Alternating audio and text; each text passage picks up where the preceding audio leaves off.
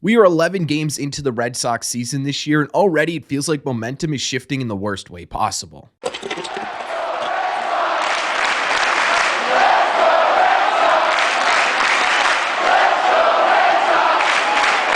What is going on, everybody? Welcome back to Red Seat Radio. My name is Corbin, and there were two things we highlighted at the beginning of this season that the Red Sox needed to maintain if they wanted to be competitive this year. The first was they couldn't have any major injuries, right? They just didn't have the depth on this roster to be able to sustain a successful season with significant injuries. The other one was that you couldn't have the defense that you had in 2023, right? The pitching staff wasn't exactly where you wanted it to be as a fan base, and you needed to have that defense behind them to help them out. Well, we're 11 games into the year right now, and neither are looking good. And with yesterday's news on the latest Red Sox injuries, it could change the entire course of the 2024 season. So what we're going to do in today's videos, we're going to break these injuries down. We're going to talk about the latest Red Sox injury news, how long these players are going to be out, what it means for them, and of course, how this is going to impact the 2024 Red Sox, why it changes everything. But before we get into that, do me a favor, make sure you guys have hit that subscribe button if you haven't already. If you're new here, we talk Red Sox content almost every single day. Also, make sure you guys hit the like button on this video as well. Helps these videos out a ton, and it would mean a lot to me. Don't forget, these episodes are now available on Spotify as well. If you want to listen to these episodes as opposed to watch them on YouTube, that option is available. Link is in the description, or you can just look up Red Seat Radio on Spotify. Thank you all very much for clicking on this one. Let's get into it. Okay, so for those of you who missed it yesterday, the Red Sox announced two pretty major injuries to the Red Sox roster that will absolutely have a pretty big negative effect on this team. We'll start with the bigger one here, and that is that Trevor Story, after just 8 games, is done with his 2024 season. It was announced yesterday that he is going to be having surgery in Los Angeles on Friday on a fractured glenoid in his left shoulder. After just 8 games, Trevor Story will not play a single game again in 2024. And look, I don't want to hear it. I don't want to hear that he's soft. I don't want to hear that he's made of glass. I don't want to hear that he's enjoying not playing the game because he can just sit there and collect checks, because it's clear as day not a single person out here is taking this news harder than Trevor Story himself. He was in tears in his press conference after the game yesterday, trying to describe what it felt like to be once again on the IL. This was a freak injury that could have happened to any player, and unfortunately, it just had to happen to Trevor Story because he was putting everything he had into this game. However, that doesn't change the fact that this contract looks absolutely terrible right now. 143 games over 3 seasons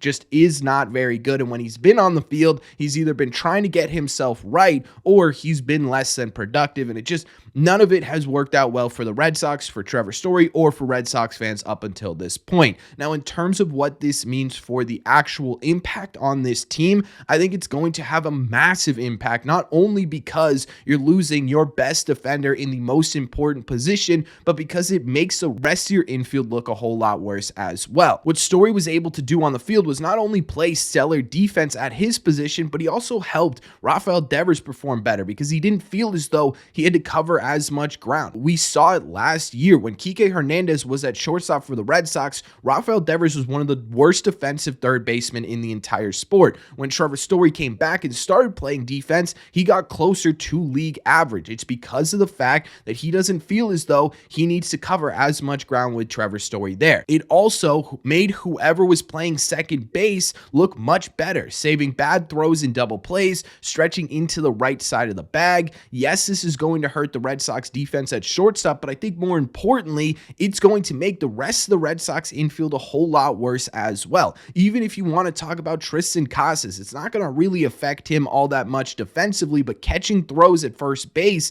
Trevor Story was an excellent on-target thrower. It felt like every single throw he had was directly to the chest of Tristan Casas. His job just became a little bit harder as well because that's just simply not going to happen with whoever the Red Sox decide to fill that with. And speaking of who the Red Sox decide to fill it with, we did get a glimpse into what the Red Sox are possibly thinking of doing to fill this void. Right now, it looks like it's going to be a combination of 4 different players. David Hamilton, who in his first 2 games at shortstop has 2 missed plays, one of them counting as an error, Pablo Reyes, who is just fine. He'll make the everyday average play. He's not going to be Trevor Story. No one's going to be Trevor Story. Romy Gonzalez, who's had a ton of errors at shortstop in AAA, but none at the major league level in 6 games. And Vaughn Grissom, when he gets back, who is just simply not a very good defensive shortstop.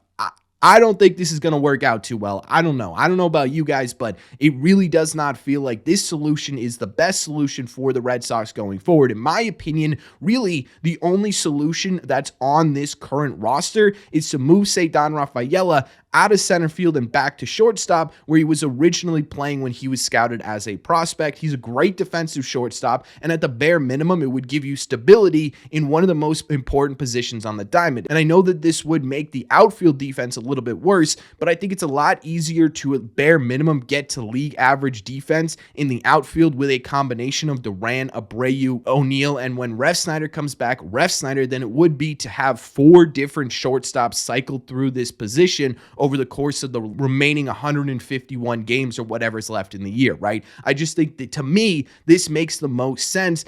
I don't know if the Red Sox will do it, though. They've kind of shot down this idea a little bit already, having already said that they're looking with these options instead of Rafaela. I don't think that's a smart idea. The other way the Red Sox could solve this is to go outside of the roster and pick up a defensive forward shortstop that really isn't going to give you anything at the plate, but is at the bare minimum going to help this team defensively. A guy like Paul DeJong, who's currently on the White Sox, starts to ring bells for a lot of Red Sox fans. Unfortunately, I don't really think that that's going to happen for the Boston Red Sox. I don't think they're going to go outside of the organization to get him. One, because it puts the Red Sox in a really bad place trade-wise, right? Teams are going to be like, well, yeah, dude, you absolutely need a shortstop. We're going to require the highest price possible to get a bench guy for you. And 2, because it just doesn't feel like the Red Sox MO, especially after the offseason the Red Sox just had. So it looks like it's internal options, and this could absolutely pose a really big problem for the Boston Red Sox going forward for the rest of the year. And that's not even to mention what Trevor Story was going to be able to do at the plate, because he was heating up a little bit despite what his statistics say. He looked good at the plate before he went down. Losing that right-handed power bat, you're essentially relying on just Tyler O'Neill to be that guy for the entire season, and he's had his own history of his own. Ceddanne Rafaela, who just got his extension, looks like he's struggling mightily at the plate right now. Hopefully, we get some production from Grissom and Refsnyder when they come back, but yeah, I didn't even mention the hole that this is going to leave in the lineup, but defensively, this could absolutely change the course of the Red Sox 2024 season, and unfortunately, it's not the only injury that we need to talk about today that could do exactly that. This injury yesterday was really, really surprising. It came out of basically nowhere, and right before first pitch yesterday, the Red Sox placed Nick Pivetta on the 15-day IL for the first time since he became a Boston Red Sox in 2020, retroactive to April 6th, which means that after 15 days past April 6th, not April 9th, he can come back and rejoin this team, and it's with a right flexor strain in his elbow, which is a really, really scary injury, especially with all the elbow injuries we are seeing throughout Major League Baseball. However, there is some silver lining here, and that is that Nick Pivetta did go through an MRI to make sure that there was no ligament damage or anything like that, and there wasn't. Craig Breslow even went as far to say this is a mild strain, and he expects Nick Pivetta to only be on the IL for that minimum, which would be 15 days, which would be great news for the Red Sox, right? This really wouldn't be that big of an injury if he's only on the IL for 15 days, especially since it's retroactive to April 6th, meaning he's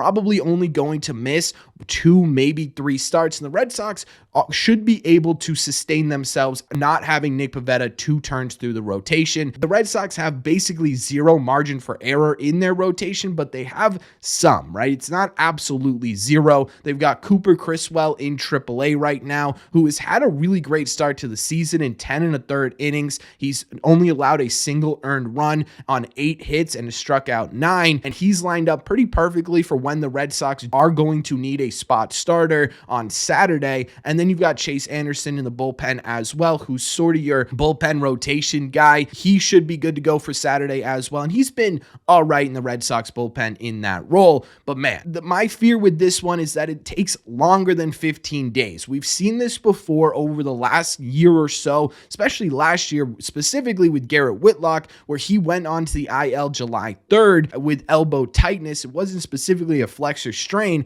but the same sentiment was said, right? Oh, this isn't a big deal. He's going to be back as soon as the 15 days are up. And then he ended up being out for over a month. It didn't return till August 13th. I don't know if the Red Sox can sustain their rotation and how well it's doing and the success that it's had for over a month with Nick Pivetta being out. I don't know if Cooper Criswell is going to give you the innings specifically that you are going to miss having Nick Pivetta on the IL, and that's my biggest fear with this injury. If Nick Pivetta can't come back for over a month, then yeah, the Red Sox could be in a really bad spot, and it also makes that margin of error that was close to zero absolutely zero. If anyone gets hurt outside of Nick Pivetta in this rotation while he's on the IL, the Red Sox are going to be in a really bad spot, probably a really similar spot to the one that they were in when they were doing 2 openers, 3 openers every week in the middle of that summer last year. They could get right back to that spot. And while it worked out last year, actually, and they were pretty good last year with those openers, it's not going to be sustainable over the 2024 season. So overall, you look at these injuries and it could absolutely change the course of the Red Sox 2024 season. I think Trevor Story right now is going to have the bigger impact on how the Red Sox do in 2024, but Nick Pivetta's injury also has the potential to really be a negative impact on this team. I think I was pretty overly optimistic going into the regular season this year. It's just who I am. I try to find the positives in this team, but man, these injuries are absolutely crushing that. My biggest problem with this is that we're only 11 games into the year, right? You still have 151 games to play, and you've sort of already maxed out your depth. You sort of already had your important injury, and you've sort of already gotten into where you didn't want to be into with this rotation. And my fear is that over the course of 151 games, there are going to be other significant injuries that pop up, because this is just how baseball works. There are going to be guys who are going to miss some time over the course of a 162 game season. And if you're already dealing with it 11 games into the year, what's that going to look like when you're 60, 70 games into the season? It could end up going really bad really quickly. And I'm really scared for what this team's going to look like over the course of the next coming months. Right now, the Red Sox, they're 7-4. They're still second in this division, and they still look pretty solid. It's just the defense that's killing them. 6 errors in 4 games. And the fact that these injuries keep popping up so early. Right now, honestly, despite them being 7-4, it feels like they're 4-7 and could take a downturn really quickly. And that's my biggest fear with all of this. But that's just my opinion. So let me know in the comment section down below, what do you think of this? What do you think of Trevor Story being out for the year? What do you think of Nick Pivetta's injury? How big of an impact do you think this is going to have on the 2024 team? And does this change your win total for 2024? Because I was at what? Optimistically 84 wins. I think I'm closer to 78, 79 wins at this point because of Trevor Story going down for the year, and because we're already 11 games into the season, we're already dealing with rotational injuries. It's not a good recipe for success, but that's just my opinion. Let me know in the comment section down below. As always, if you made it to the end of this video, do me a favor. Make sure you guys have hit that subscribe button if you haven't already. Like I said in the intro, we talk Sox content almost every single day. Plus, you made it to the end here, you might as well hit that sub button. You also might as well hit that like button as well. Helps these videos out a ton, and it would mean a lot to me. Don't forget, these episodes are also available on Spotify for you to listen to on the go, or if you just don't want to see my face all the time. Thank you all very much for clicking on this one, and I will see you in the red seats.